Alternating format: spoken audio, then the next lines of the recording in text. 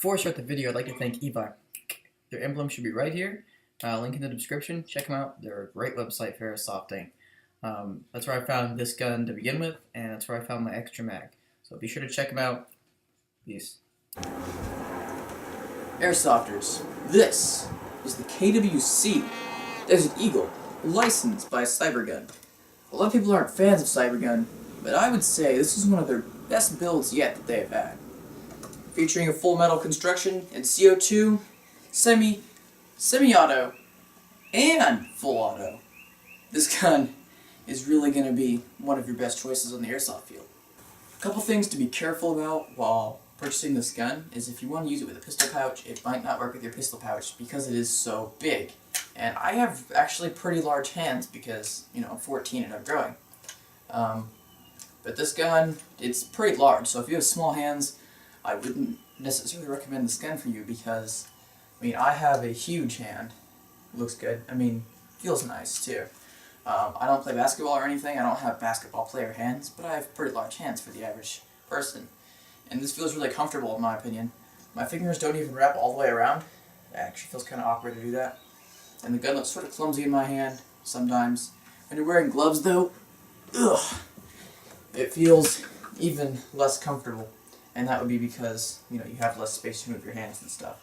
I still like it. It's got plenty of room in the trigger guard if you do wear gloves, in case you play in the winter.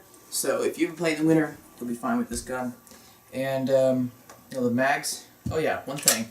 If you have your gun back and you jam a mag in there, the slide's going to go forward. But don't jam your mags in there like I just did. That's really bad for the gun. One of the really last things that I can think of about this gun is that the front iron sight looks like it's movable. I haven't gotten it to move.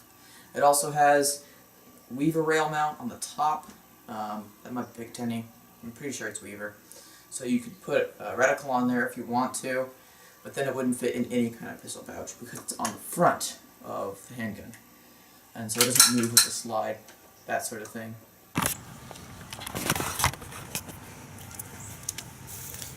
So for the sake of today's video, I'm going to be doing some shooting. I can't do a chronograph today though because it's raining out and the chronograph doesn't really work. Our target's over there. I'll see you in a minute when we start shooting. I'm going to get some slow-mos in. I'm shooting this gun because it looks a lot nicer and you can see the bullet flying in midair.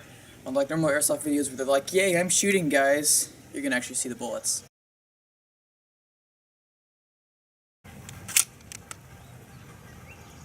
Here we go.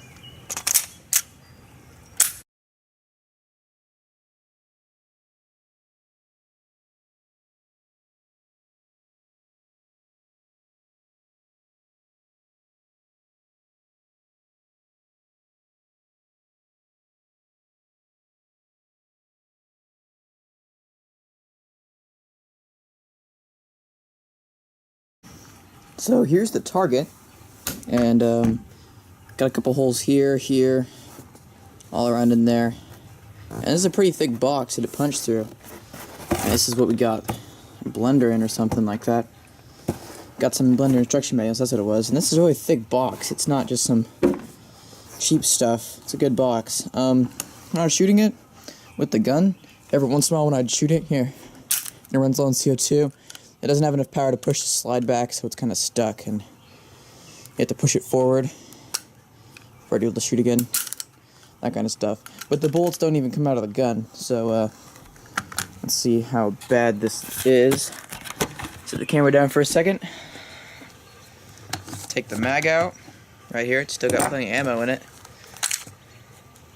And looks like, well, let's take the slide out, see if there's any bullets in here.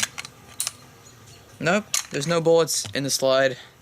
Not sure if that's lining properly, but there are no bullets in the slide. So, that worked nicely. We've still got ammo in the mag though, so we're going to have to take that out. As you can see right here, still got bullets. But we're going to take the CO2 out. So, KWC Desert Eagle. Full metal construction. Got licensing on it, semi and full auto with the safety option. It's an ambidextrous selector, fire selector for that. Working hammer, moving slide, all that jazz. Looks real, performs real, and it feels more real than other guns. It feels sort of like a 22, but it looks like a Desert Eagle 50 AE. It comes with a standard mag, but you can also get the extended mag, which is huge. And then if you look at the gun without it, it looks pretty neat, pretty intimidating. And then you put the extended mag in. There you go. It looks really intimidating. And when I use this in the field, people get really scared of it actually because it's CO2. And it has about a 600 FPS from the first few shots, and then it settles down to about a 400 and then slowly declines because it's gas. So the standard mag holds like 23 rounds. It's an odd number like that. And then this one holds like 47 or 50, something along that. The large mag holds about 50 rounds. I got this from evike.com for $39. I'm pretty sure it was $39. And I got the actual handgun on Amazon.com for $145. So it is full metal, but that doesn't mean that everything is completely metal. That means it's as metal as the real gun. So the lower half of the slide is a nice polymer. It doesn't really feel like cheap, so that's what's really nice about it. It doesn't feel cheap at all, actually. It feels very nice and sturdy. And when I'm shooting it, it's more comfortable than metal because it's as warm as my hand is. The flash hider doesn't come off. I know a lot of people were like, hey, can I put a suppressor on this? No, you can't put a suppressor on it. That's because when you pull the flash hider off, it's like glued on the inside. So if you pull it off, that kind of messes it up. You can take the front side off by pushing a couple buttons and turning a little rotating piece. That's in the instruction manual. You don't really need to see that right now unless you buy the gun and you need to fix it, right? So that'll be for another video. It does have a working slide and slide lock. There's a piece right here. Push it down, bam. Then you pull the trigger, hammer goes forward. So with the CO2 in this mag, people are saying it lasts about 3 mags, about that. I think it averages about 4 mags for me. If you use semi-auto, it's 4 to 5 mags. If you use full auto, it's about half that because it's more gas coming out. The large mag, it actually, it's about the same as the small mag, which is kind of odd in my opinion. I think this releases less gas, so it might have a lower FPS. So I'll have to test that when I get my chronograph. So make sure to leave a like and subscribe, and don't forget to check out some of the other videos.